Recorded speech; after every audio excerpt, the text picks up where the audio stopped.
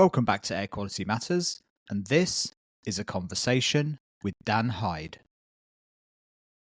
Dan is a UX strategist, researcher, and co-host of the Zero Ambitions podcast, a podcast about sustainability in the built environment, and co-founder of the magazine that ultimately evolved into Passive House Plus. At Everything is User Experience, Dan and Alex, his co-founder, developed the strategy that underpins everything from apps and websites to bid writing, service design, and corporate sustainability communications. Working in the built environment, finance, and healthcare sectors, they carry out practical research that can be turned into simple, strategic packages that enable their clients to create experiences that work for all their users. And in full circle, Dan is a partner in a spin-off of the Zero Ambitions podcast called Zero Ambitions Partnership that offers much of the same strategy that Everything is User Experience does, but this time specifically focused on the built environment. In partnership with Alex and Jeff Colley, the editor and owner of Passive House Plus, and co-host on the podcast of the same name, they offer services now specifically focused at this sector. The reason I wanted to have Dan on, other than the fact he's just great value to talk to anyway, one of his many skills, is that beyond the performance gap in indoor air quality and ventilation in general, we have a significant communications gap, both with users of spaces, but also the stakeholders that deliver them. Good UX, good design in how we structure strategy, communicate it, and provide ongoing support is everything. And this is a chat that really scratches at some of those ideas. I hope you enjoy it. As always, thanks for listening. This is a conversation with Dan Hyde.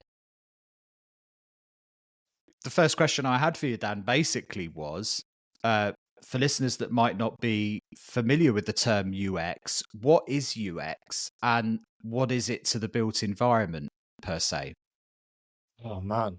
Well, user experience is a design discipline that's grown up subsequent to like the birth of the internet and the ubiquity of websites. UX really. So user experience is a term that like conventionally it is used to describe our attitudes and emotions when we use any product, system, or service. So you can imagine intuitively, like it's really useful for websites because a website is a system, a product that you're trying to get someone to do something. So either consume some content, engage with content, so you get to serve up advertising to them, or help them to buy something. In terms of the built environment, so like one of the misleading things about user experience as a term is it's just good design. That's what it used to be called before the internet. Like when the internet arose, because if you rebrand something, you can make it more valuable, so you can charge more money. And there was, in a zero interest rate environment, there was lots of money going towards things like websites and apps and digital products. It became more valuable. In terms of the built environment, so like architects, not all of them, are UX designers in many ways. They design spaces for people to do stuff. Like the possibly the most obvious instance of UX design is wayfinding. So helping people make their way around a building or a town or a country, like that is a set of design choices to help people navigate places. Like it is as simple as that. But you can get down to much more granular levels. Like if you have a pull handle on a push door, that is appalling user experience design. You know, you send a sign that the pull handle on the push door suggests that you need to pull this door to open it. You reach out, you grab the handle, you pull, you look like a mug because nothing moves. and you feel stupid, and then you push your way through and you get on with your day. But like the design sent you all the wrong signals and made your experience of the interaction with the thing much more complicated than it needed to be.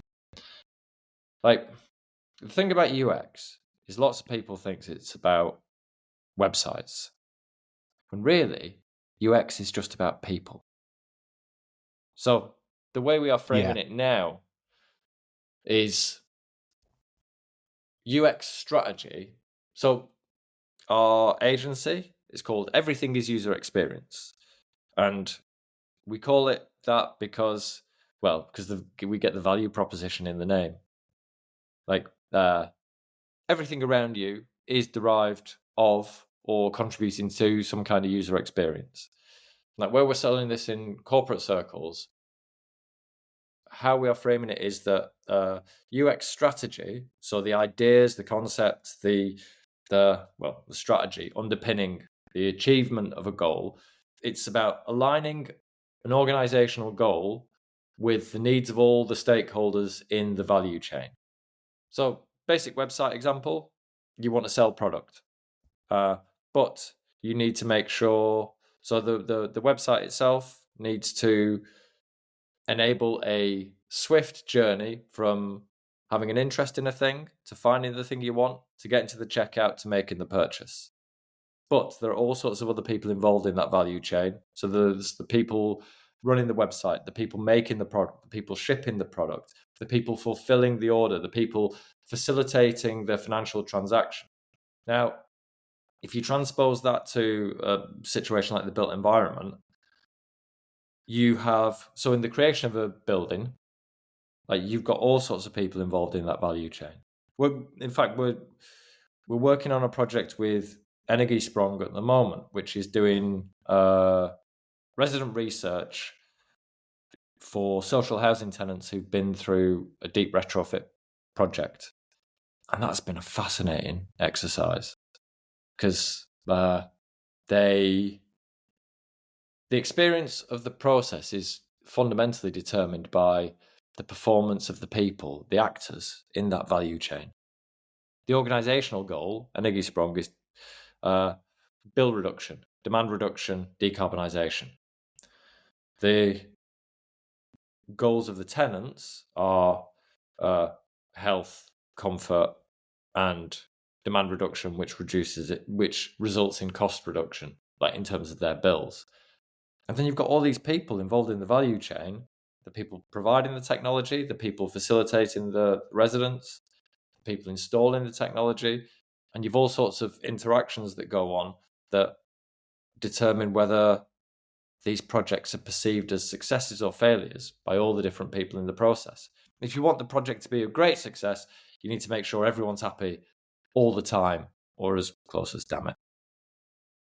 It sounds like with user experience, one of the big challenges is defining the scope, that trying to understand what frame or boundary conditions you're trying to determine that user experience under.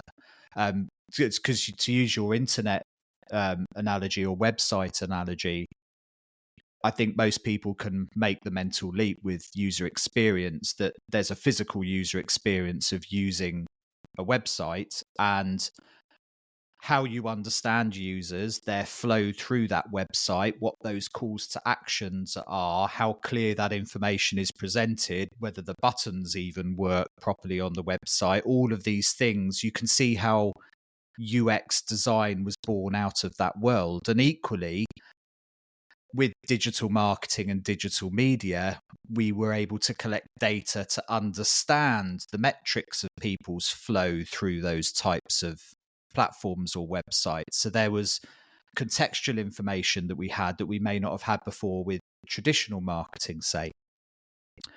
But as you say, that there's the boundary condition of the website, but actually somebody's user experience, if you're just defining it as the website, is the website. But someone's user experience of a product through that company will include both the website and their experience of the product, the customer service, the billing, and all of the other things that go into that ring fence or boundary condition of their user experience. So I guess you have the same challenges in the built environment. You can look at UX from a use of a door handle experience to the use of a space within a building to a workplace or to a public space. Like that, it can 100%. become quite broad. Yeah. Oh man.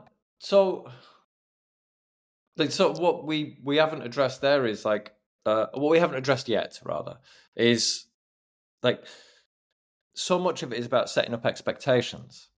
So like that journey prior to purchase through a website, prior to purchasing a thing through a website, at some point someone creates an expectation in the mind's eye of the user that this thing or a thing of this type is going to fulfill a need that they have, hence them looking for it. You have set up an expectation that needs to be met and or managed, like throughout the rest of the value chain. And as you said, like, or as you alluded to, like what happens afterwards once the sale's been made. And you have the same issue with buildings. We had a chat with Adrian Lehman and Bill Bordas a while ago, the Usable Buildings guys. So usablebuildings.co.uk. If you don't know them already, check it. It's an amazing site. It's incredibly rudimentary, but a brilliant user experience in terms of they just give you the information straight away. But they are the guys who came up with Neighbours, I can't remember what it stands for. It's the Australian Building Performance Standard or Assessment Standard. Like they came up with soft landings. That's their baby. The bus methodology. Those guys have been UX designers for the built environment for decades. Like long before such a thing had this particular name. Like, so when we say UX is about people, not websites, so like just getting away from websites altogether, like the strategy that we develop is all driven by user research. So it means we just talk to people. And that's what those guys have been doing for decades. Like assessing a thing, a challenge. So developing the boundaries that you described earlier. Like, what are we looking at? What are we interested in? What do we want to find out? Why do we want to find it out? And then they go away and talk to people, analyze the results, and use that to make recommendations. So as a practitioner of UX, are you a designer or a social scientist? Oh, you flatter. No, man, I'm an account man. Like, so my background is so Jeff Colley, editor of Passive House Plus, and I went to university together. I broke up with a girlfriend, and in my woes, he reached out and said, "Here, come to Dublin. I'll get you a job on the magazine I'm working on selling advertising, and we'll get a flat and we'll have a great time." And so I said, "Yeah, all right." Went over to Dublin, sold advertising for a bit. You don't need all the details, but what happened out of that was he and I realized that the magazine that we were working for was never going to publish and was committing perpetual fraud. So we quit and decided, well, if they can do it, like, oh, we could do it. And then we ended up setting up a magazine called Construct Ireland for a sustainable future. So like sneaking in the sustainability aspect to a conservative construction industry. That eventually became Passive House Plus. But like I did that, publishing, and then I went and I've worked in demolition, landscape gardening. I moved to London, carried on working in publishing for local lifestyle publications, which are essentially real estate adverts. That's what their function is. And then eventually wound up in agency land as an account man. So the account manager, account director, so helping a client work out what they need and giving them what they want and making money out of it for the agency.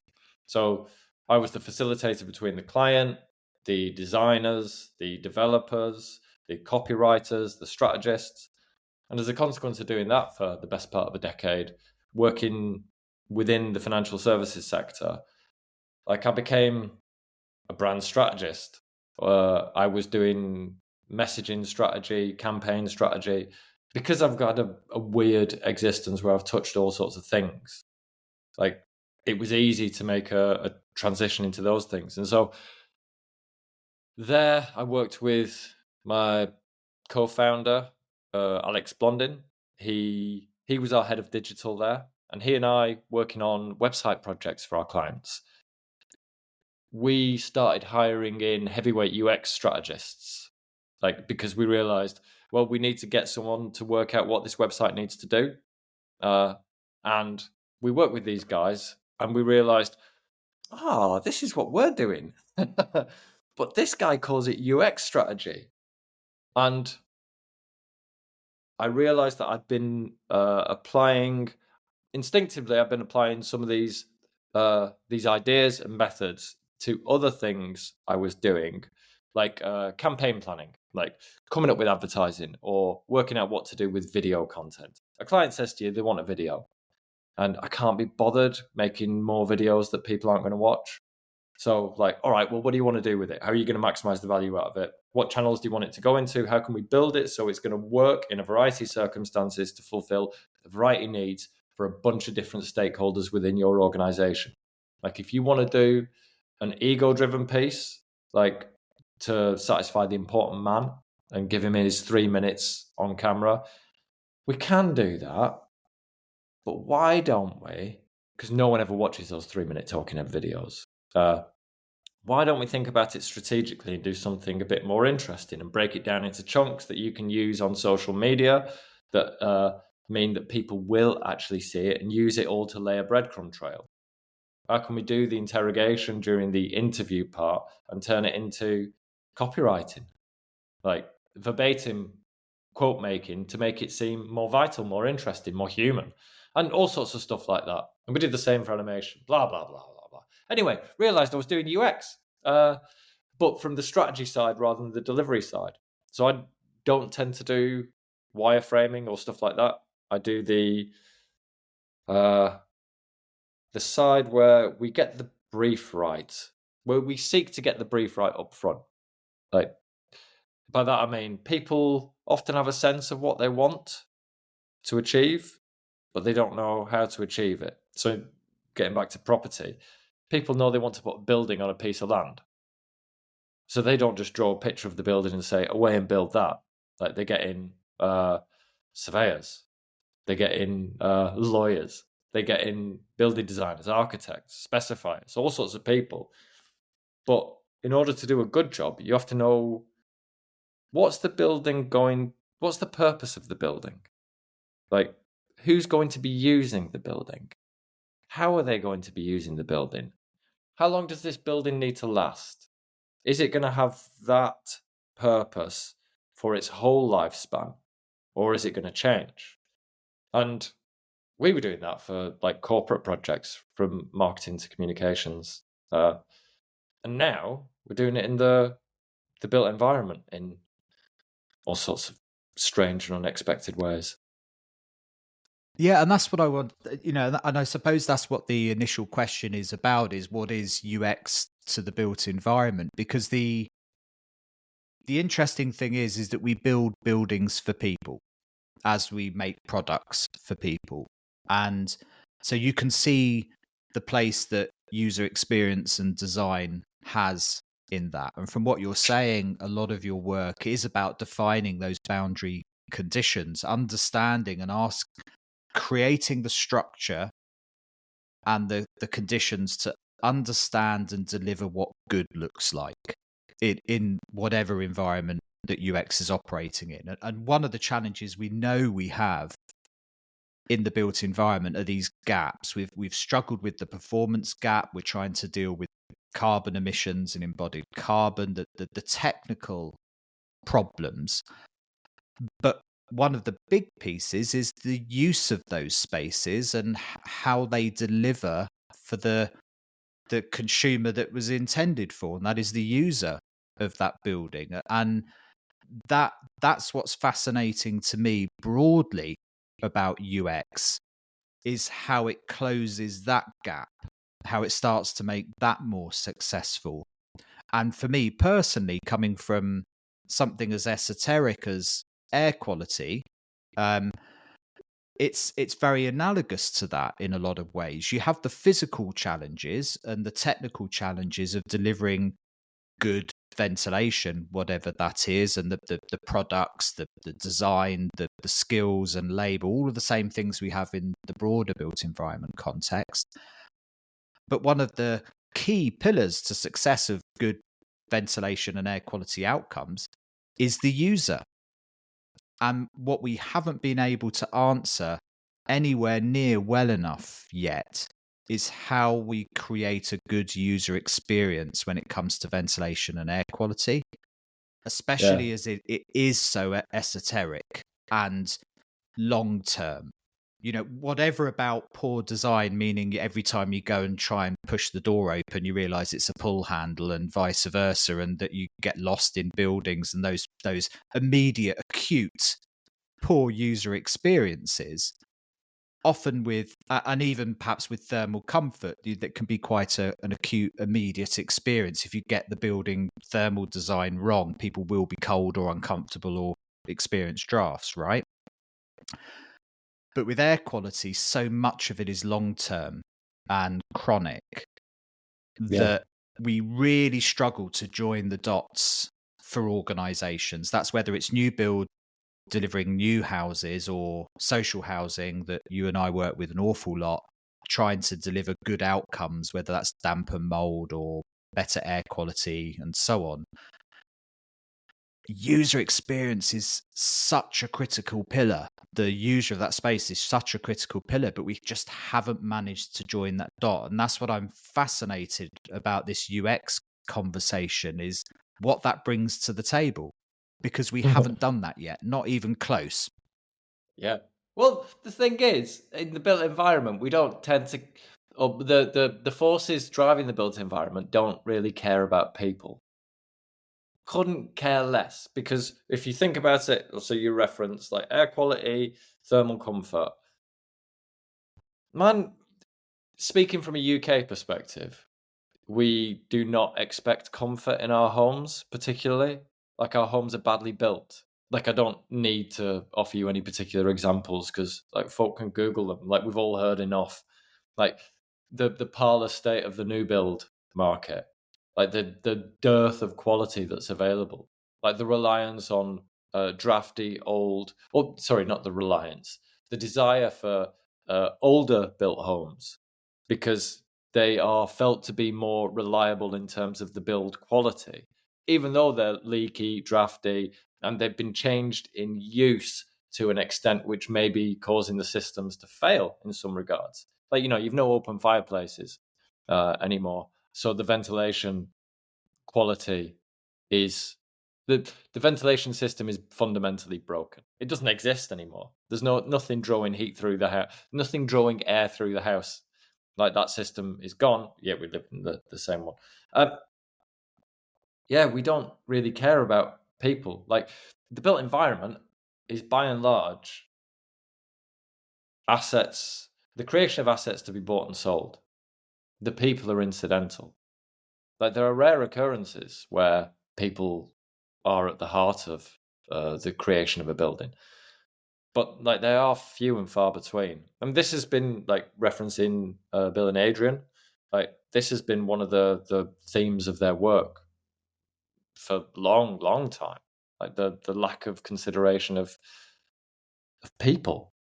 Like, that is a fundamental issue until we overcome that to one extent. And that is, as you point out, like, that is where we have an awful lot of value to bring. And when we talk about boundary conditions as well, there's the breadth of the boundary. So how much and how many stakeholders you bring into that user experience. But also there's the longitudinal element of it. I mean, I'm reaching for words here, but what I mean by that, I guess, is if you're dealing with a major UK house builder, for example, their interest effectively finishes, arguably, with the land acquisition, never mind the construction of the buildings, right? But let's just say their interest ends when they sell the building. We'll give them some credit. We'll give them some credit, yeah. The challenge in that is how you build a user experience structure that extends beyond that sale point. So in that environment, if you were working with let's say a house builder, which I know you do with some very forward thinking ones, for example, they'll be thinking a little bit more long term and out beyond the experience of just passing it on to the estate agent. But if you're dealing with a social housing body, as another example, they have a very different longitudinal boundary to user experience, because they not only are interested in what they take on from the built environment perspective, they have a long-term management and also social deliverable to deliver with their product as well. So I imagine it's a very different conversation in that type of environment, much less consumer based and more service and social good based user experience. Structure. I think with social housing, like what's interesting about that is within the social housing entities, there are loads of people trying to do great work, but what actually gets done, the work that actually gets put into place, is often driven by risk management rather than helping people. Again, the people are almost incidental. Like if people really mattered, you wouldn't have a man like Kwadwo Tenenbaum,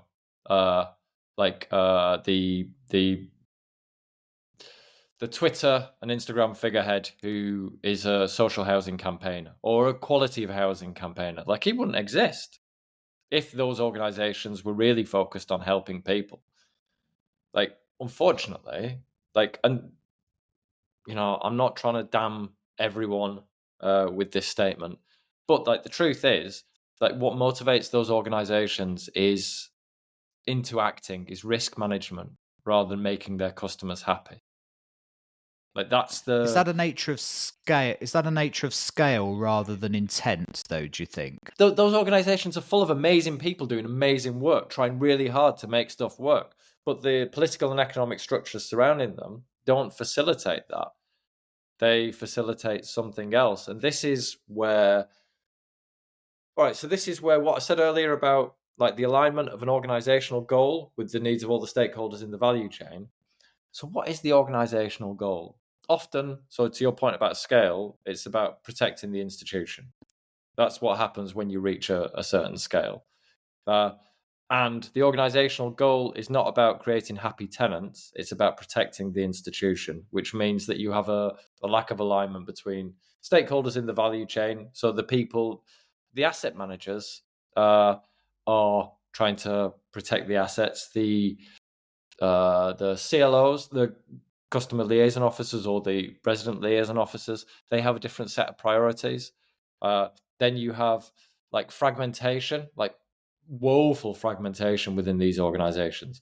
So like your damp and mold team, they might barely be speaking to your asset managers. Like they will be working from separate budgets that aren't connected. Like something that I'm forever banging on about is the lack of alignment between the people who control capital budgets with those who control operational budgets. Like CapEx and OpEx, they mix like oil and water, which beggars belief, because if you make an upfront capital investment that can lower your operational expenditure, like so specifically in terms like something like air quality, you invest up front and you improve you invest in air quality upfront, ventilation, you will improve the integrity of the fabric over a long timeline, which will reduce your operational expenditure in terms of things like rot works. Have you talked about rot works on the podcast before? Like in social housing? So for anyone who's unfamiliar with the phrase, that's where the home is falling to pieces or damaged through a lack of maintenance, care, attention.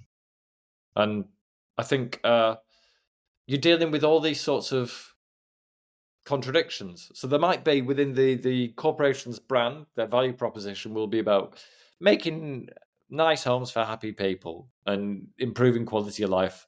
But the way it actually works does not facilitate that necessarily, because like the stated goal is not the actual motivating goal. And I think trying to work out how to align those things. So this isn't just me doomsaying, this is just observing and having been working with organizations like this. These contradictions are rife everywhere. I'm not just picking on social housing. It's the same in domestic housing for like a consumer market. It's the same in commercial property. It's the same in all the industries everywhere, to be perfectly frank. It's always a challenge of enterprise is that the bigger organizations get, the more split incentives naturally build into that structure, because, you know, the more focus an asset management team is on asset management, the less focused they are on housing care or tenant care, because there's a team for that, you know, or the damp and mold team doesn't see the capital replacement team. I mean, you know, I've it's my biggest complaint is that you can spend years developing a new ventilation strategy in a housing organization, develop some groundbreaking projects on the ground that deliver amazing results. And then the kitchen replacement team comes around and replaces the fan with the same old fan they've always put in, because that's what goes in with their new kitchens. And so you find yourself back there 4 or 5 years later wondering how it happened. And, you know, there's any number of examples like that. The bigger the organization gets, the more chances there are of that happening. Not helped probably by the incestuous nature of housing and how people move around so much that it's very difficult to build up that knowledge and expertise in one area and it's stick. Which is why strategy is so important. This is what I think is interesting about UX, and perhaps as a thought experiment, how does UX work strategically in one of those larger tier 1 type organizations? What's the ideal conversation that Dan has with a head of assets, say, as an entry point into that organization? What does the perfect tier 1 housing organization look like? How does that process manifest to define who is the user, and how do we embed something that delivers a good outcome across such a behemoth of an organization? Oh, thank you for gifting me a magnificent segue like that. So I've got one. So we're working with a tier 1 contractor in Ireland who is changing their development strategy. So from traditional high density apartment building to a much more progressive form of building strategy, which will reduce energy demand. So it's part of what's motivating them is they see the landscape, like the broader political landscape, and they're a big player in the market. And they recognize that building regs are going to be changing over the next few months. The way building performance is appraised is going to change. This recast that's come through the Energy Performance of Buildings Directive, which I don't know when that comes into effect. We're doing an episode, I think, on that this week, Jeff and I. That's going to change the whole landscape. Like, it's going to change things. It's going to shake things up quite significantly in terms of measuring and monitoring of energy performance beyond just the stated design parts. It's going to incorporate a bit of embodied carbon. Like, these things are going to be coming thick and fast over the next 10 years as we observe climate catastrophe, like really impacting our lives and the lives of our neighbours. So what this tier 1 contractor has done is they've recognised a risk and they've thought, how can we insulate ourselves against this risk? Let's just build better houses. Like, that's what I sort of mean with like the the organizational motivation, it's not magnanimous. Now, there are people within the organization who are thinking in those terms. Like, they want to do good by people. And this isn't to decry the CEO, and suggest he doesn't want to do good by people. But the bit that that enables him to choose to put his finger on the green button is the risk. Like, oh yeah, no, I can make this decision easily. Like, my shareholders will be in agreement on that. And so, that's a dream client, somebody who's thinking about doing good for a selfish reason. Like, having come from a finance background, working with the investment industry, I've been conditioned to think in those terms because it's the easiest way to get a decision out of someone, the most reliable way to get a decision out of someone. Turn it into money, then they start listening. And so this is going to be a sea change within the organization, and it's going to require everyone in that value chain to think differently about what they do. So we've been working with them to get the messaging right, the internal messaging, so they know what they want to achieve. Instinctively, emotionally, they're very clear on what it can achieve. Within a regulatory framework, they know what's driving it. However, all of those things, they're not necessarily going to fly with all of the different stakeholders in the organization. So what we are doing first is thinking strategically about the user experience of undergoing a massive change. And the first step is UX for communication.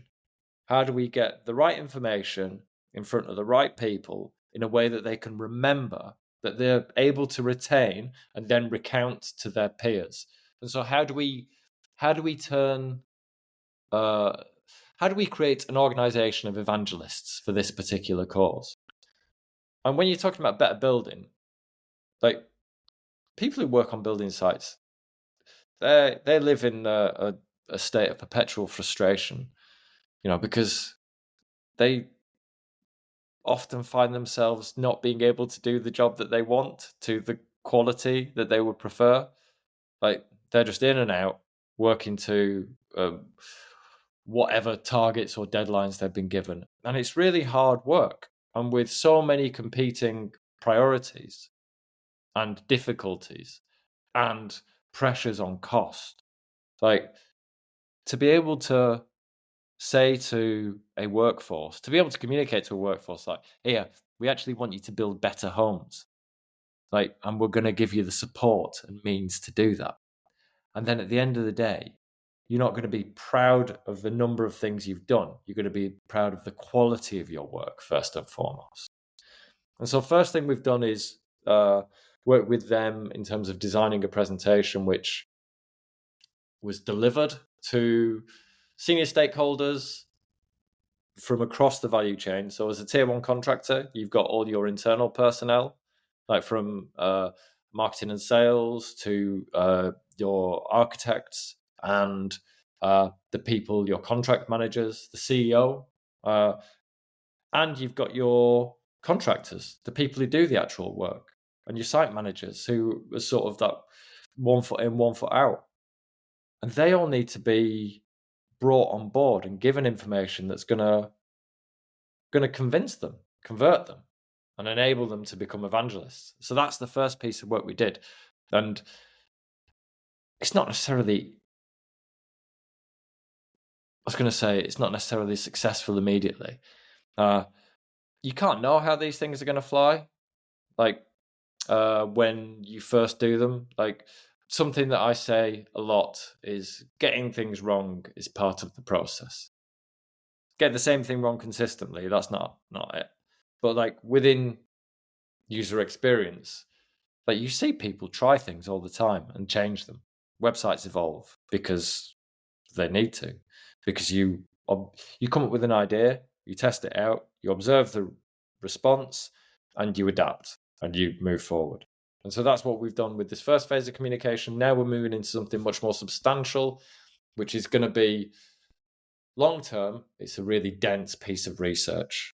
Short term, it's building up a set of messaging that works for a variety of audiences, through which that we can we can communicate with the influencers within an organization and give them the tools to communicate the value of what the organization is doing to everyone and show them the benefit of engaging with the process, show them the benefit to them, specifically to them, like the builders on the site manager, whoever.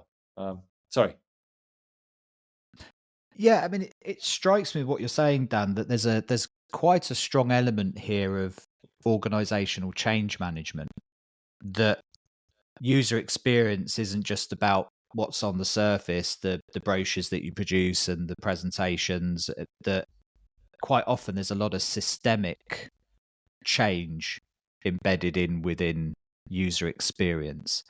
So I'm guessing the successful customer relationships are not short-term relationships for you. You have the same kind of relationships that an organizational change management consultant would have, in that there's a plan to get a different outcome, and that may require, yes, how you present things, how things are communicated, and so on, as you'd expect with user experience. But there's a real structural element to this as well. Yeah. Well, I mean, that instance is a change-driven example. I mean, we do much more pedestrian stuff as well. We do websites and apps and things like that. Like, we help people just do the things they've always done, but better. Like, because we've even applied. So that was just like UX strategy for communication and change management within an organization. I mean, we've done UX strategy for bid writing in the past, where, so to your boundary concern, we've got a set of criteria that we know we need to communicate about, and we're going to be scored marks out of 10 for each one. And there's going to be 3 different user types, client side, who are judging us and our work against 10, 20 other submissions across a 3-day period. We know that these 3 different user types, so like, for the sake of argument, it's like the person managing the bid process, a representative of the design or contract or site management team, and someone involved in sustainability or procurement. Like, there's a couple of different people. They all have different needs from the information that you're putting in front of them. You've got a bunch of arbitrary criteria that are imposed on you. So like a font size, a number of pages, or a word count. And you've got to communicate, and you've been given a list of criteria about against which you will be judged, your submission. And so I don't know if you've done any bid assessment in the past or bid writing, but like, they're generally written to a really appalling quality and produced to a woeful standard, because like, the people doing the work, they're not comms people often. Like, that's not to say everyone's the same. Like, there are professional bid writing organizations that help people, but what we did for this company was we helped them recognize the motivations, or we hypothesized the motivations and the needs of the readers. We recognized that they don't want to be reading this stuff. Certainly when they get to the 5th one, they're bored. So what's their need at that point? The need that is unspoken. Well, we need to make it easy for them to find the information so they can check it off and give us the best possible score in the quickest amount of time. If we give them a positive emotional experience in those terms, at the end of it, this company will be more memorable as compared to the others. So when it comes to a qualitative judgment rather than a numbers quantitative judgment, they will be viewed favorably. So like, we did that. We developed themes. We copywrote the whole document so it was readable. So like, it wasn't hard to read. So the information was delivered in a structured, sensible, ordered manner and was signposted. So you could just read the subheadings that we included to find the bits of information you wanted. So whether it was about communicating social value or technical competence, Like, it was easy for them to use the document. And it's the same strategy, it's just a different motivation that's guiding it. Like, we want to win this tender, we want to make it easy for the reader. Like, the other one, it's we want to convert people to a new way of thinking and make them feel comfortable. With the Energy Sprung project. And good design. Yeah, sorry, we must come back onto the Energy Sprung project, but just to pick up on your point there, because a lot of this is about good design, you've got to understand the personas of the people that are using that product or service or going through that experience. So I'm guessing a very fundamental part of good UX design is understanding the user. Well, this is how do you typically go about that? Because I'm guessing that doesn't come about easily. This isn't three people within an organization sitting down and having a guess at what they think people are going to want and like.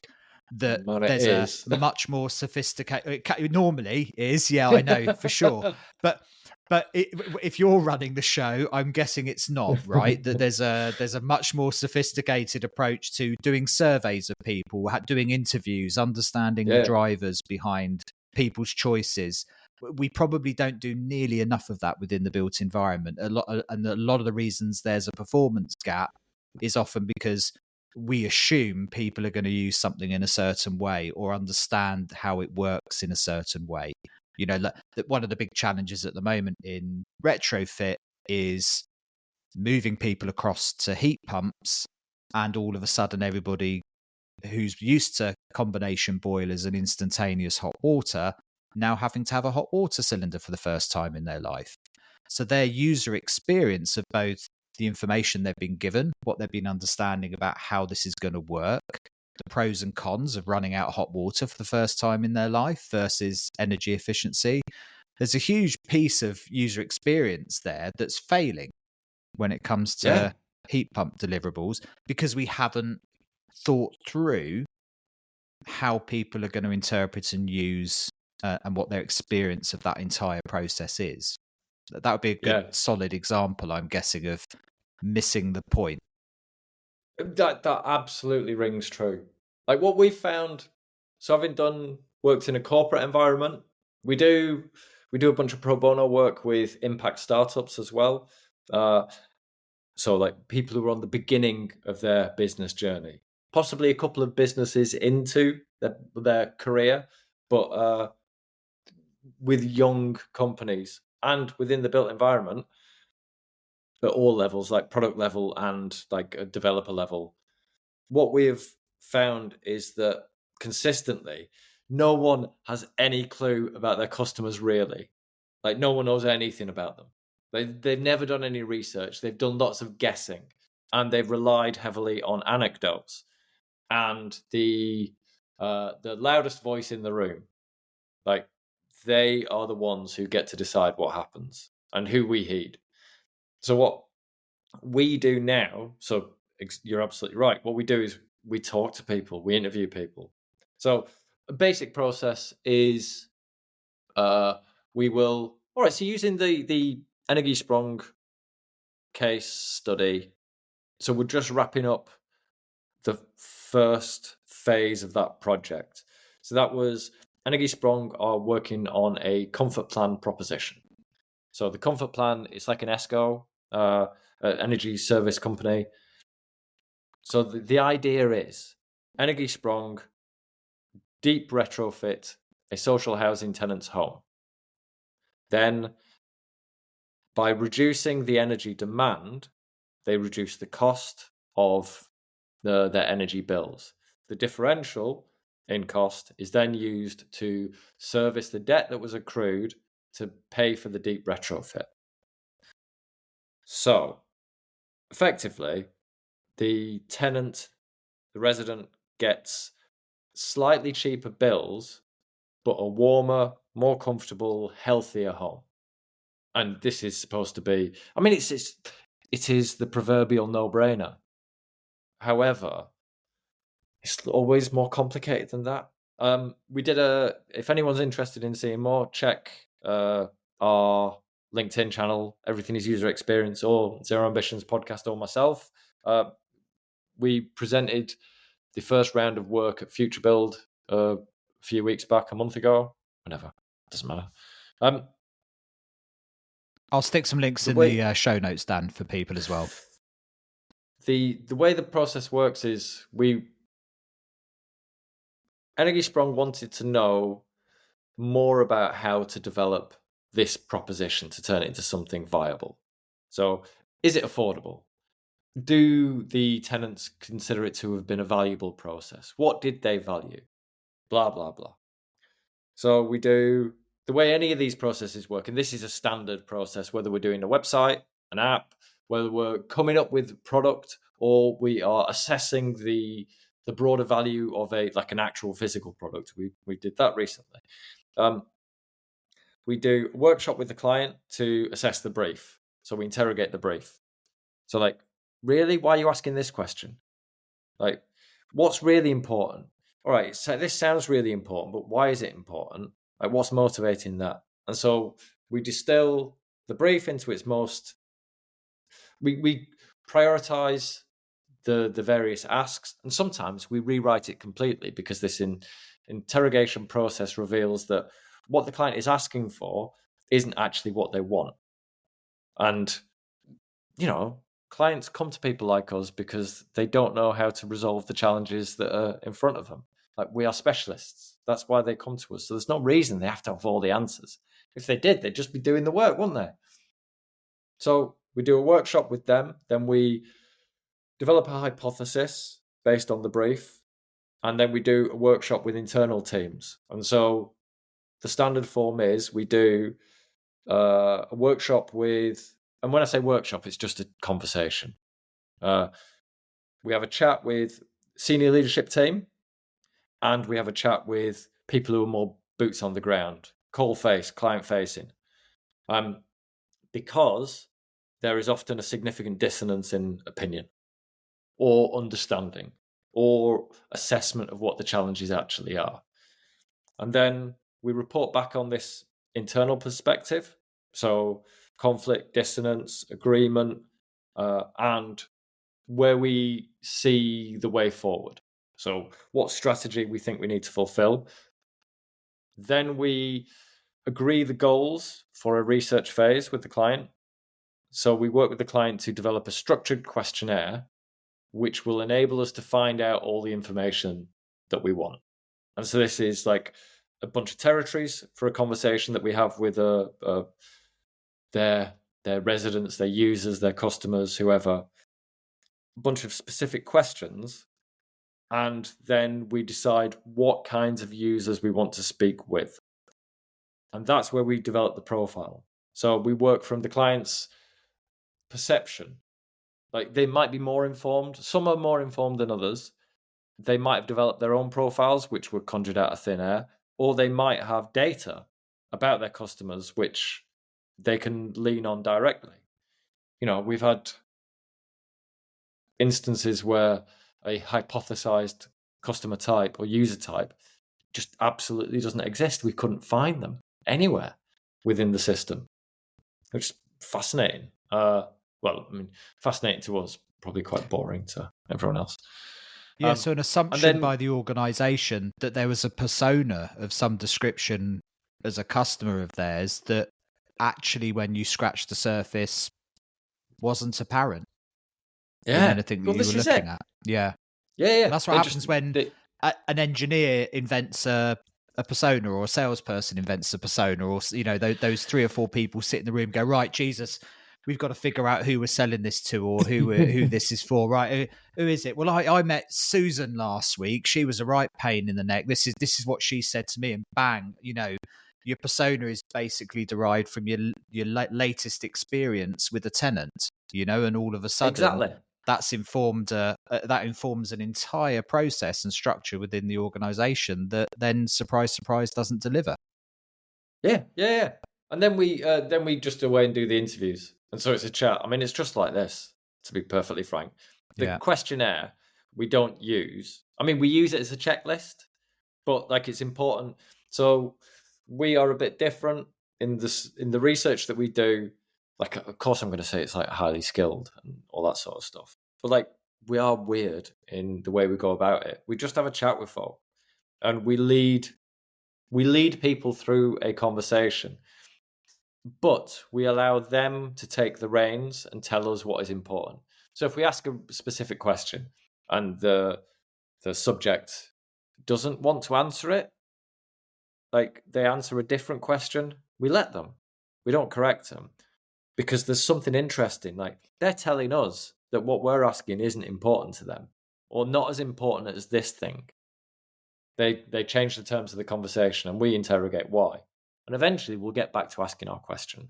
We'll get an answer to it because we haven't ticked that one off. But it's incredibly revealing, like what people want to tell you. And I know you, Dan, you are skilled. But how does something like that scale with consistency when you have to rely on someone of your skill set to understand the context of the questions that they're asking and interpret and let people run away with responses? Can that be trained effectively so that you can get consistency in results back? Because I imagine academically, all the academics are running around with their hair on fire at the moment, wondering why this isn't being done under the bus methodology or something else. That there's an analogy piece to this and a kind of a context piece to this that your experience and skill set derives.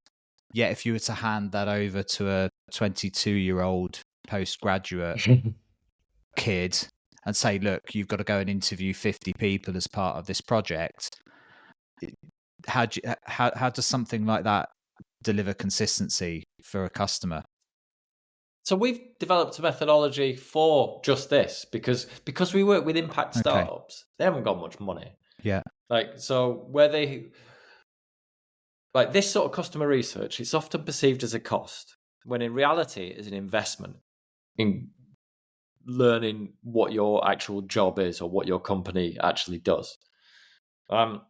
We've got a method for developing like a customer research strategy that can be run by the entity. Like there is an acknowledgement that if we hand it over, it's not going to be done as well. But if we can control the conditions under which it's carried out, so like we are qualitative researchers, not quantitative. So we don't do surveys, we do interviews. And that, we do surveys as well because the qualitative work that we do creates the benchmark. The quantitative work that can be done is used to assess the benchmark. Now, if we can deliver a research strategy up front and say, this is what you need to research, this is why, we do the interviews internally to a greater or lesser extent. We narrow the number of personas that we think we need to interrogate to the minimum. We give them a basic structured questionnaire, and then we do the first few interviews with the client. So to show them how it works, we can just hand it over and give them the opportunity. So we do the first layer of assessment after the first few. This is our current hypothesis. Now away, disprove us. Yeah. So my brain's going at 1,000 miles an hour because obviously I'm a practitioner, so I'm immediately going, oh, that would be really interesting here, and that would be fantastic there. And I mean, just to give you one simple example, a piece of research was done in the UK that looked at whether natural ventilation was still fit for purpose in modern airtight homes. It was a very famous piece of research that was done 5 years ago now, 6 years ago. Ian Mauditt would have led on it, who I know you know. And there were a couple of really interesting takeaways from me out of that research. The first one was, which was the one that's been used to beat the industry with, and rightly so, was that about 95% of the homes were non-compliant. So to give some context to listeners, these were new homes that were given to research, I assume as the developer's best foot forward, as their best possible projects that they handed over. And on first visit, 95% of the homes were effectively non-compliant, right? Which is a shocking statement of the state of affairs of ventilation in the UK. Shocking, but anybody that's looked unsurprising. Unsurprising to any of us, that are involved, for sure. But the interesting piece of this is the bit that I use often in statements, is that on first visit, they also looked at the use of those ventilation systems. And 40% of the inlets, the trickle vents, the holes on windows that allow air in. So on first visit, 40% of the homes had between 0 and 20% of those vents open.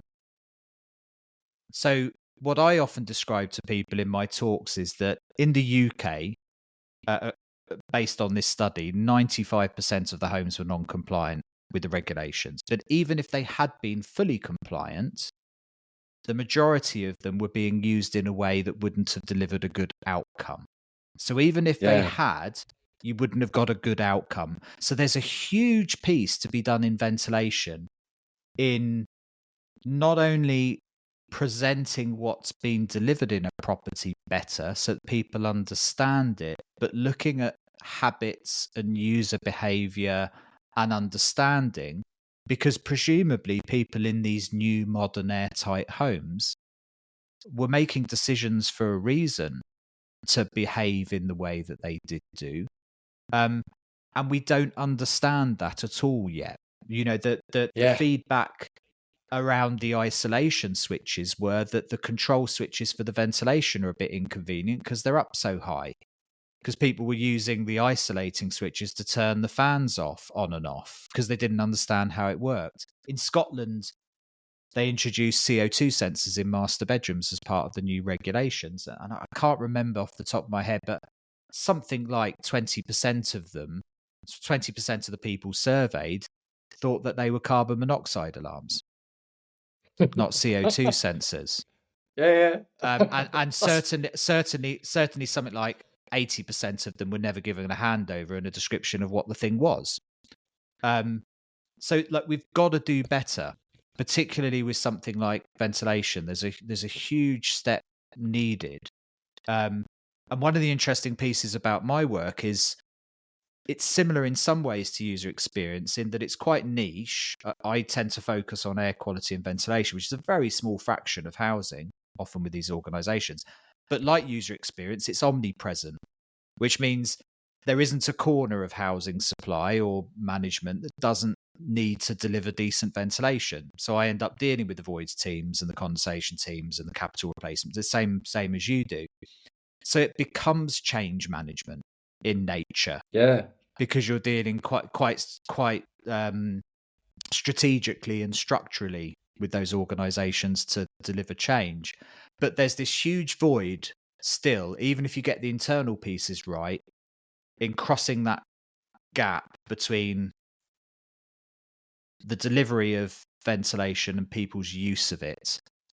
And that's where I think user experience can be exploited much more in ventilation and air quality, is trying to understand these personas, these users of the spaces, why they're making the decisions they're making.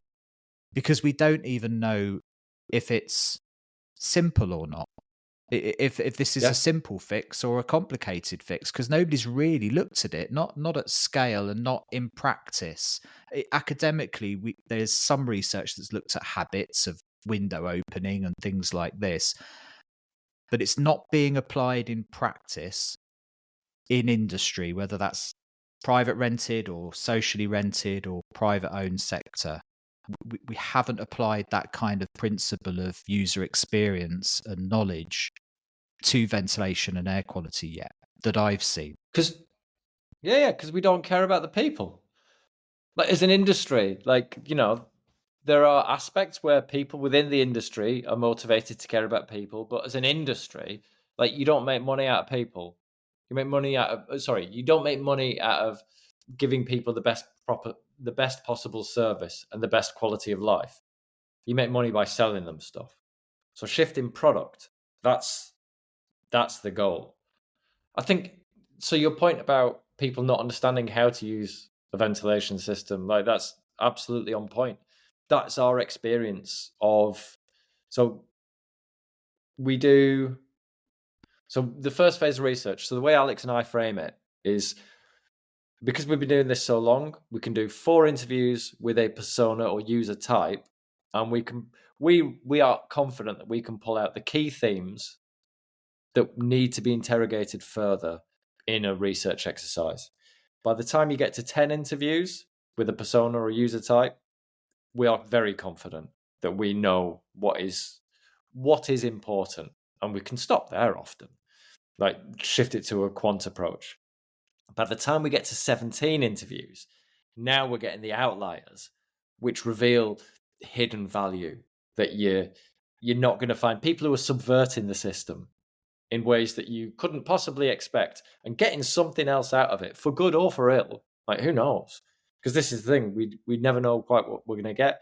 And our MO is to try and disprove our hypothesis through the interrogation. But like what you're describing, so through this Energy Sprung project, we found that lots of the building users, the residents, still didn't know how to run their systems. They were still thinking about them in terms of the old home that they used to live in, which didn't exist anymore. And in some cases were really struggling to adapt, because it was quite different. So like one customer was delighted by the freshness of the internal temperature of the home in the summer. It was nice and cool, but they were aggrieved at the smells of barbecues coming in through the ventilation system, like the outdoor odors. Now, they didn't know to start looking at the filters. They hadn't been informed, or they hadn't paid attention when they were informed. And like thinking about behavior in those, sometimes it doesn't matter what you tell people, like they just aren't able to hear it. And developing a process that can enable people to be supported to learn at a reasonable pace, that can capture these common missteps and foibles, which, people are fickle and complicated and contradictory and confounding. Like the most engaged people will sometimes just stop listening. They will only hear what they want to hear. And we had one guy who really engaged in the process, loved his heat pump, delighted, slightly he put himself in a slightly vaunted position against the people he perceived to be his peer groups, the other residents who'd been through the program, because he understood the heating system and the ventilation system. Like, and I'm not saying this, it might sound like I'm a bit condescending in my tone, so sorry. But like, it was just really interesting that he acknowledged that he'd had to learn about this stuff, that he was capable of learning about it, and he thought that his peers who were going through the same program would need a lot more support than him. However, the same fella, in full acknowledgement that he'd been told he wasn't allowed to use his attic for storage anymore because of the ventilation ductwork that went up there and the electronics equipment that was related to his solar panels. It was fragile, it was installed, no one should be tampering with it. He thought, balls to that. I'm putting my stuff back in the attic. And recklessly rather, he just put all his stuff back in his attic. He didn't care. So he understood all the stuff, yet still behaved in a manner which could quite possibly have fundamentally compromised the system. How do you account for that? Yeah, and that's an interesting balance.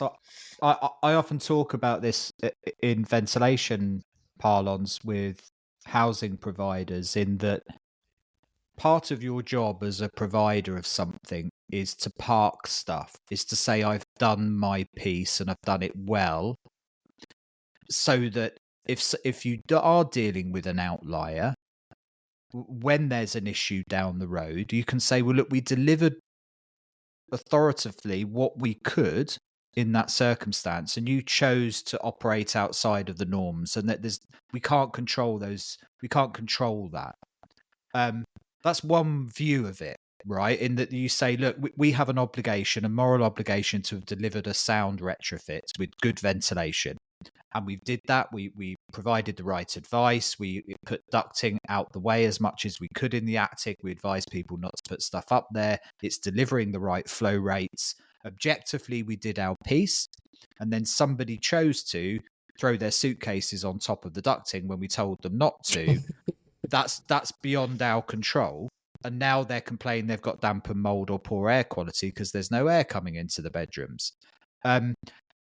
So you can, Your Honour, I did my bit kind of stance on this, but then the user experience piece goes beyond that. You're saying, well, actually what we care about is the outcome, and the outcome isn't that you delivered what you should do, is that the tenant got good air quality. So there's been a failure there somewhere in that they decided to act or behave in a certain way, maybe because of the user experience that they had, that we didn't present the right information in the right way, or didn't, deliver the import of what you were trying to achieve in the right way. And hence you get a negative result. So it's a fascinating conversation where that delineation is often in responsibility versus outcomes ultimately.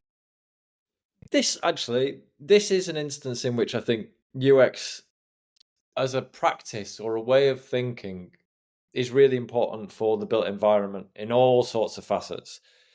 We know people are going to do that. So why aren't we designing processes to accommodate it? We absolutely know that people are going to subvert a system. They're going to hear what they want to hear. And we pretend as if, well, they should have known. Your Honour, I did all I could. Well, no, you didn't. This is a flaw in people. One of the key recommendations. Let me just cut across. Let me just interject there, Dan, because I want to bring that right back to something that's very on point with ventilation, and that is the housing ombudsman. It's not a lifestyle premise, right? That for years within social housing, we've been saying to people, oh, you shouldn't dry your clothes indoors, and you should, you're cooking badly in your home, and you're behaving in a way that's causing problems. And it's only really been in the last couple of years that needle has shifted to the other side. We're going, well, hang on a minute. Everybody, do you dry your clothes in the home? Yeah. Well, why are you blaming tenants for drying their clothes in the home? I thought we wanted people to cook at home rather than buy takeaways and get fat.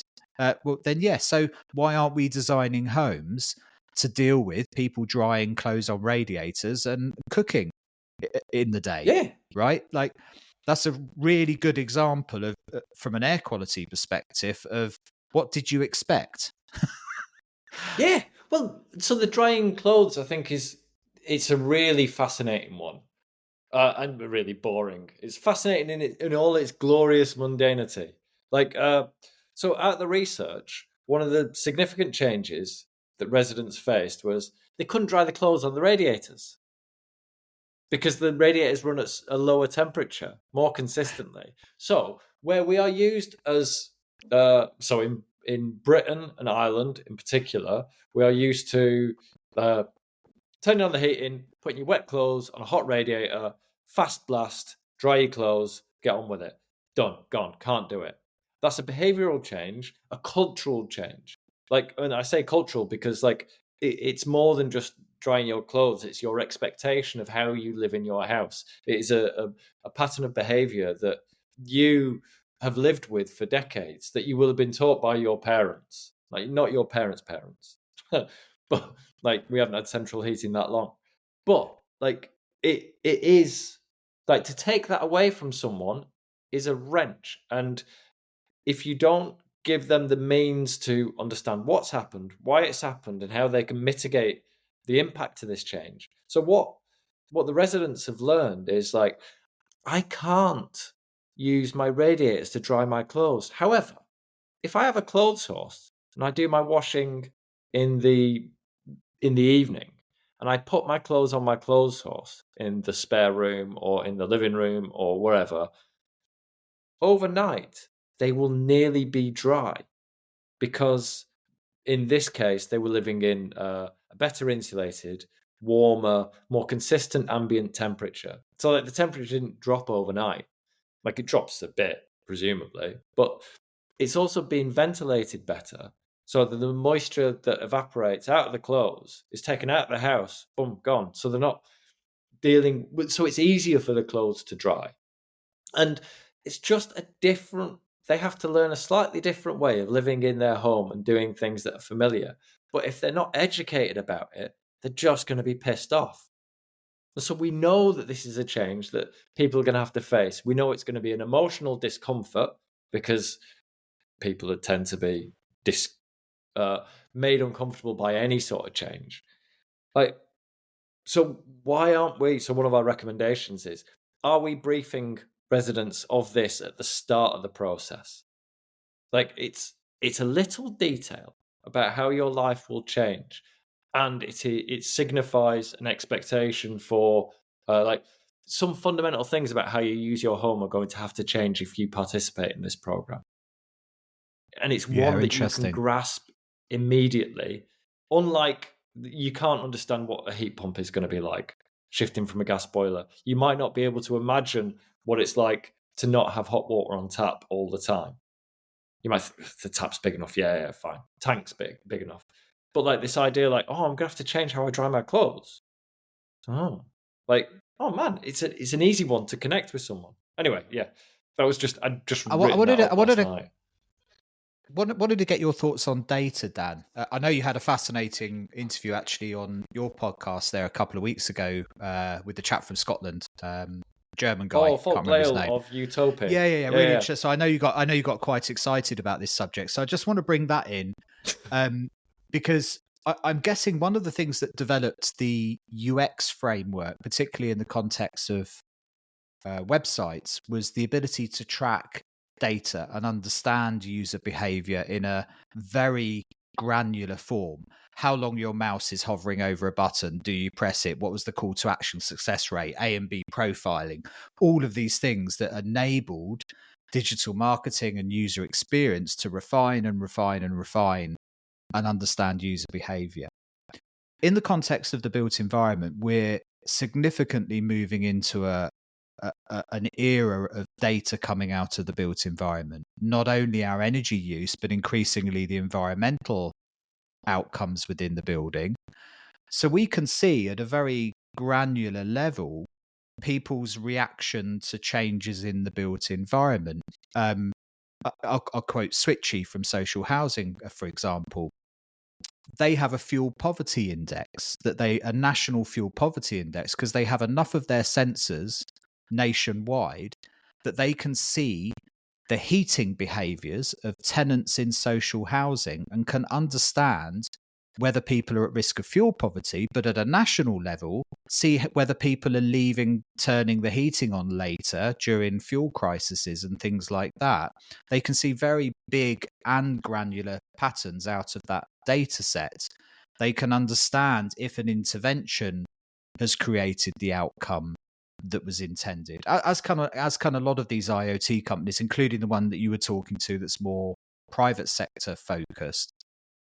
But I'm guessing, and I'll be interested in your opinion on this, is that you start overlaying built environment data on UX theory and practice, you start to get a very potent mix from a user experience and behavior perspective. Yeah, straight up. All right. So data's a funny one. Loads of data is collected. Often data is just used to fulfill an expectation. Like, there are lies, damn lies, and statistics. Like, you can use data to prove whatever you want, depending on how you capture it. I think a bit that's missing the bit that's always missing is the why. It's all well and good understanding what happened, why it happened. And also, so moving away from that slightly, like looking at big data sets, that's really useful in terms of, so like Switchy, I think you said, looking at social housing and being able to identify where there is a need. But then that insight stops being valuable because we sort of knew that already. There are other indicators that could have told us, like, these poor people who live in social housing, who are very poor and have no money, they're going to be suffering. Like, we didn't need Switchy to tell us that.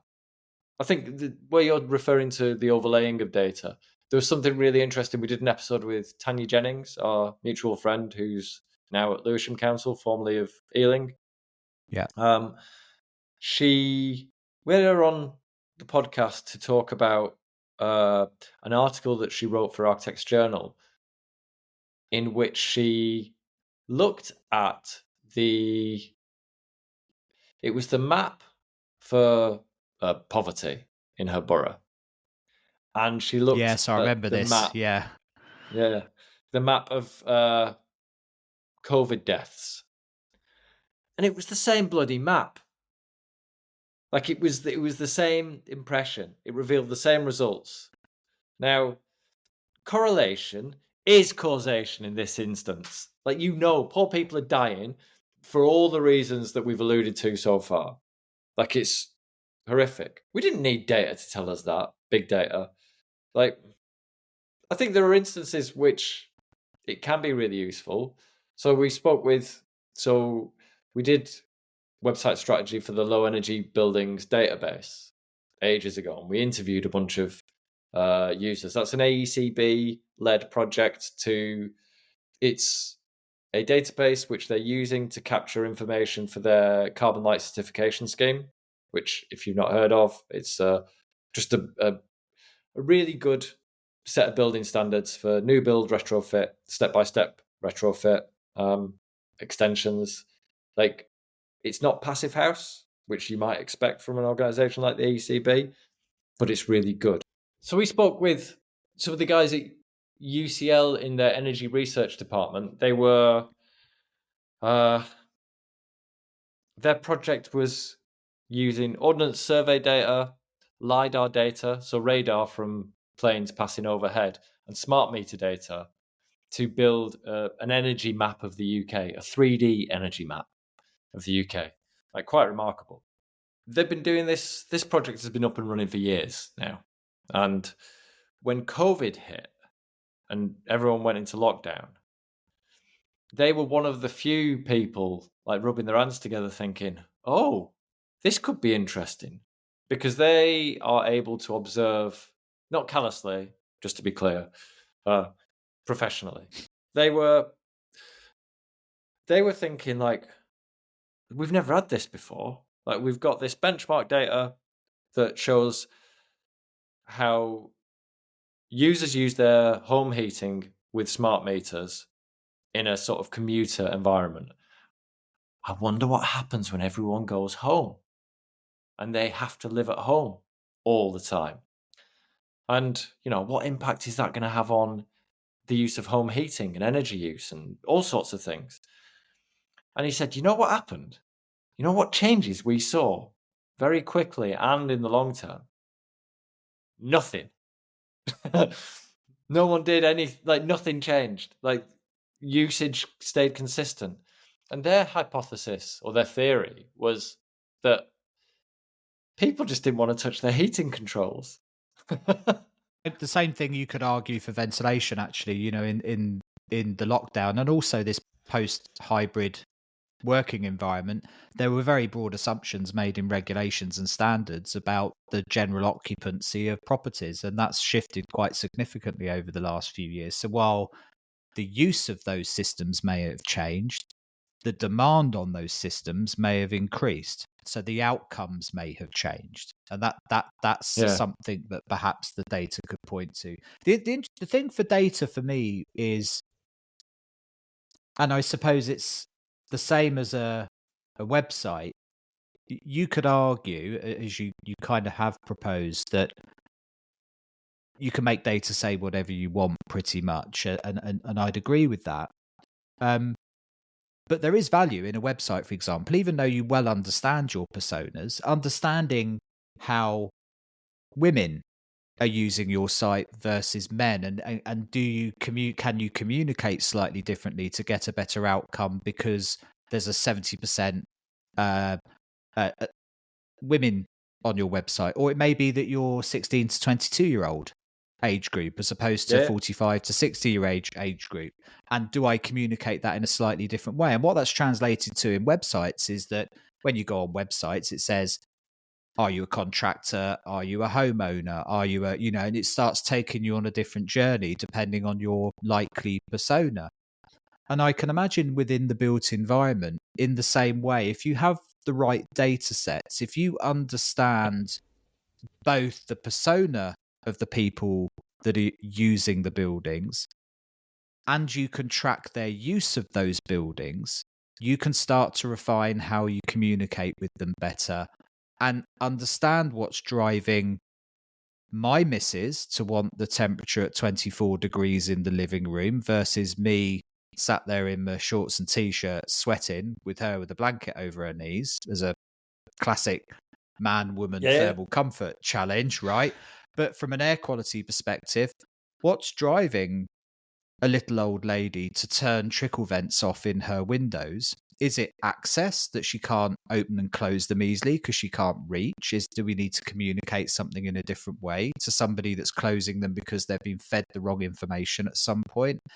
I do wonder if there is value in that data, if it's used in the right way, in the same way that you would combine UX theory and data to manage better outcomes in the digital sphere.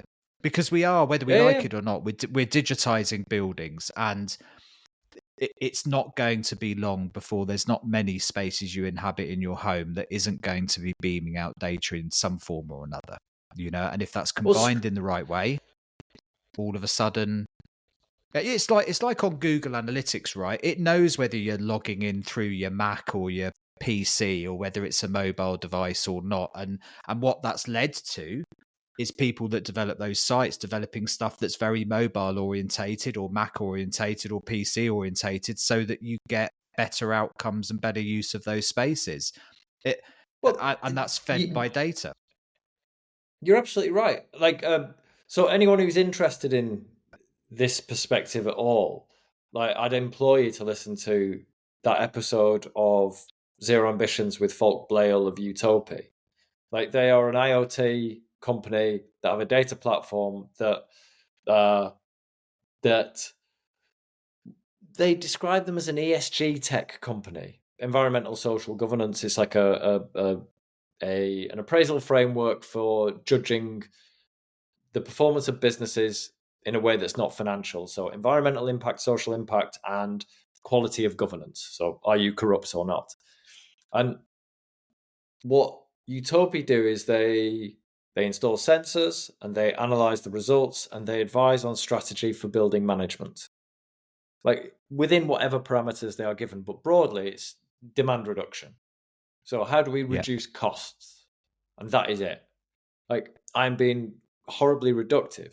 Now, they only work in private rental and student accommodation sector. But the reason why we were so excited to have him on is what they're doing is brilliant. I'm a UX ponce, and when we met Falk to pitch him to say, you've got a platform and you work in the built environment, you're well going to need our help. Everything he showed us demonstrated he did not need our help.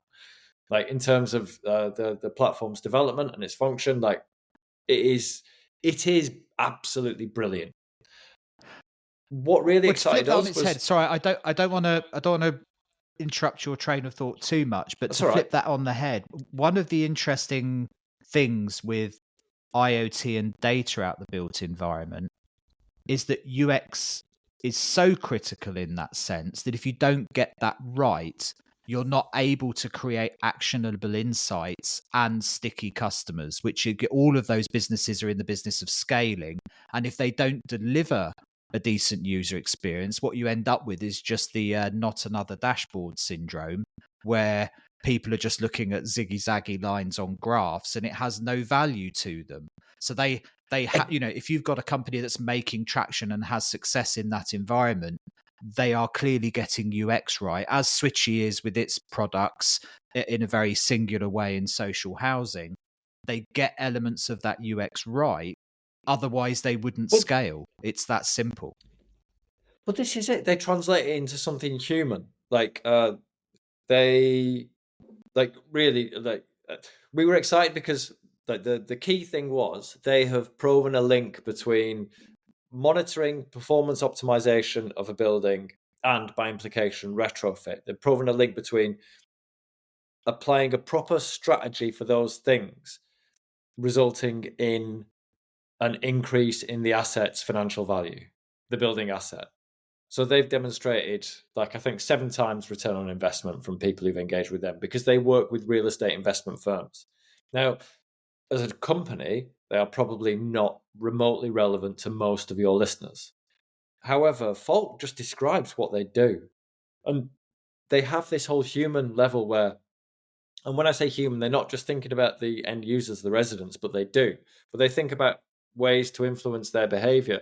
But also, how can we give this information to the asset manager and the maintenance staff and the people who are making decisions in a way that they can use, which is going to help them meet their goals? Because and fundamentally, if you understand the persona of the people that are buying into that tool, they also have to deal with the S in ESG, which is the social value, and there is, particularly under the EU social taxonomy, which is preceding the EU taxonomy. Increasingly, there's a value in environmental health and well-being in the assets that you're delivering. So for Utopia, that's why they'll have air quality monitors, or they'll be able to tie into GRESB standards or some of the LEED or BREEAM standards and others out there in that there's a value in the environmental conditions that goes beyond the health and well-being. That's being valued at a financial level now because the demographic that's moving into your student accommodation year on year or into your blocks of apartments next to a Google headquarters offices is valuing health and well-being like never before. Yeah. And if you don't take account of that, that affects your leasing value and your renting value of those properties, and ultimately the value of the portfolio. Absolutely. Well, and I know, from the interview I listened to it, they're monitoring at a very basic level air quality as a result, as part of their data collection. Yeah. I mean, I think they are a really interesting case in point. They focused what they offer, and it is delivering positive outcomes in all sorts of ways because because that's the way the whole political environment is driving things to an extent. Like, people get healthier homes because health is a risk factor if you're a professional landlord. Like, it has the potential to be a risk factor. It also means that, like we were talking about earlier, if you have better ventilation in a home, it means there's going to be less wear and tear on the building, because if you don't have mold, you don't have to redecorate. Like, that's a cost reduction. Like, if you optimize the building to be more energy efficient, so you use less energy, you spend less money on energy, and your tenants spend less money on energy. Like, so it becomes a more desirable. Like, all of these things, there is a degree of virtuous circle which is driven by an absolutely cynical need. And all of these cost reducing measures, they will contribute towards decarbonisation. Like, I think Falk said, the greenest kilowatt hour of energy anywhere is the one you do not use. For sure. I always worry there that the most energy efficient form of ventilation is no ventilation equally. So we always have to be careful. I think, you can see that playing out where you can imagine if you've got a block of 400 student units, you're kind of starting to get to the scale that between user experience and data from those buildings, you can start flipping A and B profiling communication strategies into that block and seeing which one works properly. You can start A and B profiling based on demographics and sex and age and religion and all sorts of, like, all of a sudden, if you're able to see responses in energy use and environmental outcomes based on communication practices and user experience interfaces with apps and whatever it is, all of a sudden it becomes a really powerful environment. So it's almost starts to come full circle. I just keep imagining a website that you're turning the built environment into this almost digital space where we start to view things through the same structures we viewed the digital world, in that we can start to see how people behave under certain circumstances and with certain communication strategies and certain user experiences, and adjust and refine and adjust and refine. And it becomes a fascinating space then. The big problem with data, per se, is no one wants to share it. The built environment first doesn't like having its homework marked. So if you look at competitions, for example, like, architectural competitions and the like the most sustainable building, those competitions are judged on design, not performance. But occasionally some of them get judged on performance. So you've got a fundamentally flawed approach in that regard. On occasions where performance is measured, these are usually closed-ended schemes which die the moment funding is withdrawn. So, like carbon buzz, I think this is something we encountered with the LEBD. Like, the moment, because it's tricky to get the information, people don't want to share it if it's going to make them look bad. People don't like to be judged, and then it's a pain in the ass. Like, no one wants to do the data gathering. No one wants to do the strategy to make it easy to do the data gathering. Yeah, the point I'd make here, Dan, is this is a conversation we're increasingly having with the providers of, for example, housing, because the evidence suggests at the other end, people don't give a monkeys about the data coming out of the built environment. Your guy from Utopia, what did he say? Less than 0.01% of people refuse to have data coming out of their home. In social housing, it's very similar. If people see a value in the data that's being collected about the built environment, that it helps them get a better user experience. I remember at my first appearance on your podcast, we had a long old preamble about me saying, I don't care about what Google collects. I'm of that kind of a mindset. As long as I can, as long as I've got single sign on and it makes my life easy, I really don't care. And I think increasingly the built environment, like the evidence suggests, at the consumer end of the built environment, nobody cares, right? As long as it's delivering value. And that's what I think providers of housing and servicing have to be aware of, because if they don't do it, if they don't start embedding this kind of technology into what they're delivering, somebody else is going to do downstream. It could put them under more pressure, but equally they lose control of access to that data. If they did it, they may have access to that long term. A bit like your car. When you take your car in for a service, the first thing somebody does, obviously, these days is plug it into a computer to understand how it performs. But because of the way that that's been set up with your car, that data also goes back to the original manufacturer, and that helps them understand how their vehicles are being used, how to refine the product, how to achieve better efficiency or to dodge it if you're VW. Don't sue me, please. It's used. I think they're well proven. Yeah. And nobody's listening to this from VW anyway, I'm quite sure. But you take my point that there's a value in the original manufacturer, designer, developer, builder, provider of housing to be involved in this process, because if they do, it helps them ultimately refine their product and deliver a better product if they're part of it. Because if they're not, the evidence suggests that the operators of these spaces or the finances of these spaces are increasingly going to collect this data, because there's an inherent value in it, in offering a better service and being more efficient in their operational management of those buildings. Yeah, there is a risk with that, though, in terms of, so this isn't being tinfoil hatted, but like particularly in America, insurance companies use third parties to hoover up data sets from all over and are increasingly using them to judge people in terms of the cost of their insurance premiums. We see it in some instances with car insurance and those apps which you can use to gauge your driving and determine whether you're a safe driver or not. Like we're giving up an awful lot of information there that we might not be aware of. And we are setting precedents which could come to bite us on the arse further down the line. For sure. I mean, environmental air quality is the single biggest environmental health risk that we face as a human species.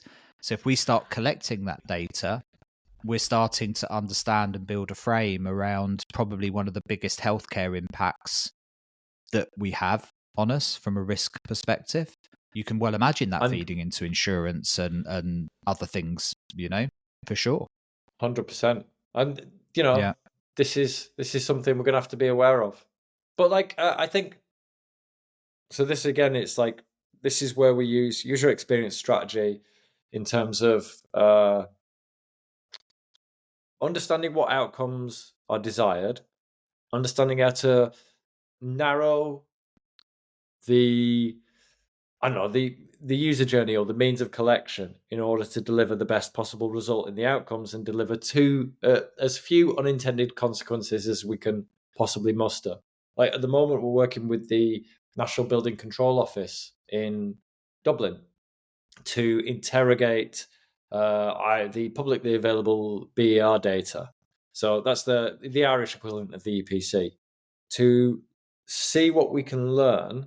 I mean, it's just an exploratory exercise to see what we can learn about compliance with building control, to see whether people are building to regulations. But we're also uncovering all sorts of other stuff through that process. This is a UX exercise in terms of how do we make this easy to do regularly for the NBCO? How do we make it usable for them? Because we could turn out loads of data, but what's going to be useful to them? What's going to happen client side? What are they going to want to do with insights or recommendations? How can we deliver them so it's easy for them to work with? But what we're learning through this process is, man, there's all sorts of stuff going on that you don't expect. And badly designed systems deliver terrible outcomes. And this isn't me placing the tinfoil hat on. This is just talking about the quality of the data that's collected. Like if you design a field to take any kind of information, text or numbers, and it should just be a purely numerical one, you're creating a problem in the data set that needs to be resolved. And look, you're pushing on an open door with me on that one. I've been talking to people for a couple of years now, particularly around data for the built environment, things like damp and mold risk, that a lot of people are saying they're providing actionable insight, but they're not really. And that's because they don't really understand how to drive user behavior change. That it's just, at the end of the day, if you've got 50 red flags popping up on your CRM system to say you've got 50 properties with damp and mold risk, you kind of knew that anyway, because you asked any of the asset managers, they could tell you which 50 properties are going to be struggling with damp and mold most of the time. And ultimately, does that change anything about how you fix it or how you communicate with people? So the data's got to provide stuff in a way that's actionable and useful and brings in the user experience into that, whether that's the user of the tenant or the user of the person that's going to be using the data, like you say, the building control officer or the housing officer. What's useful to him or her with that data? How are they gonna use it in a way that helps them from a business perspective or a workflow perspective? Well, this is how we landed on the proposition that everything is user experience. So the actual genesis was Alex and I were working on websites for big banks like JP Morgan, HSBC, and small big players like Brevin Howard. So any financial heads, you'll probably know them. I mean, you might not. Well, you'll know JP Morgan and HSBC. Anyway, so we were having clients asking us to build web pages that would fit within their current tech setup that we could slot into the ecosystem, or websites, incredibly powerful websites, and they'd come with a laundry list of things they wanted. And when we started doing it, we gave them whatever they wanted. Oh yeah, we can do all that, no problem. And we'd build these really powerful websites that they could use, like hardcore content-driven, marketing-driven corporate websites. So like no financial data knocking about, like so comparatively risk-free. And we would hand them over to the client, and the client would barely use them. And the website would wither on the vine. Like it would be, so they'd ask for a really content-heavy, content-driven marketing website, and then the content on the website would be static, like with no updates. 6 months down the line, like a flurry of activity at the start, and then nothing. And it made us look bad. Like, why aren't they using this? And so what we started doing was we started to interrogate, like, all right, you want this. Why do you want it? And who's going to run it? So, as with the data, if we give you this stuff, do you have the competence or the resources, client side, to deal with it? All right, you want this stuff. What's the political environment? Do you have any people who might block progress? Are people likely to stay in the company long enough to learn this and fulfill it? Are you prepared to invest in training and manuals so when people inevitably come and go? So we started looking at all this other stuff as well to make sure that where we were delivering work, it was going to be valuable in the long term, or at least in the midterm, not the short term. And man, it changed the way we did business. Like it worked really well. That's how we ended up consistently working with big beasts like JP Morgan and getting to play with their budgets. I think that's the bit that made the biggest difference. And this is why we are applying UX thinking and methodologies to things like communication in terms of bid writing. Like we drilled ourselves in that process in terms of generating ad campaigns. All right, you want big fancy creative, but where's it going to go? Because you're not paying for print adverts anymore. It's all going to be like tiny little tiles on a website, or it's going to be delivered through your social channels. Like, so you don't need print, double page spread, print quality creative. You're never going to pay for a billboard. It's going to be in a tiny little square that no one might ever see because they've got ad blockers running. Like, can we invest this budget more wisely than that? And then once you take them through the process, if they insist I on think having that's why it's so the critical to be working at a strategic level with the board and at a governance level and at a higher level within those organizations, because what happens is you deliver a good project, but it doesn't become a system change, and that project dies and disappears, and once people move on and you've lost the champions, it's like you've never been there. Or design the product to fit the system, like in all its dysfunction. Like acknowledge what the thing is like, not what we would like it to be, and build it to suit that. And you might be able to foster change through doing good work. Or you might just make a small change in the short term. In there, I think there's a good lesson for the built environment, that it's not just about delivering projects. It's about what does good actually look like, and how do we build the systems to deliver that for the user, and that comes back to good design. We're coming up on 2 hours, Dan. Bloody hell! Yeah, I know, it's amazing, isn't it? I knew that would happen when we started talking. So, at the moment, for listeners, you're running user experiences. Everything is one of your businesses. Everything and is Zero Ambition. User experience. Everything is user experience. Yeah. Everything is user experience. We do user experience with larger organizations, by and large, impact startups, and we offer UX strategy for all sorts of things. We do websites and apps, but we can design. Let me pull up my little list that I've got knocking about. We do user research strategy that we can give people. We can develop wireframes and prototypes. We can do audience definition, journey mapping, stakeholder mapping, which is incredibly important, communication strategy, and service design. I mean, we even apply this to brand strategy, using brand as using brand interrogation as a way of addressing organizational culture and precipitating change through that, which sounds a bit pretentious. And it is, because I am. Can't help it. And we have another business, Zero Ambitions Partners. So that is a spin-off from the podcast that we do with Jeff Colley, Zero Ambitions podcast, a podcast about sustainability and the built environment. And we just talk about all sorts of stuff related to that.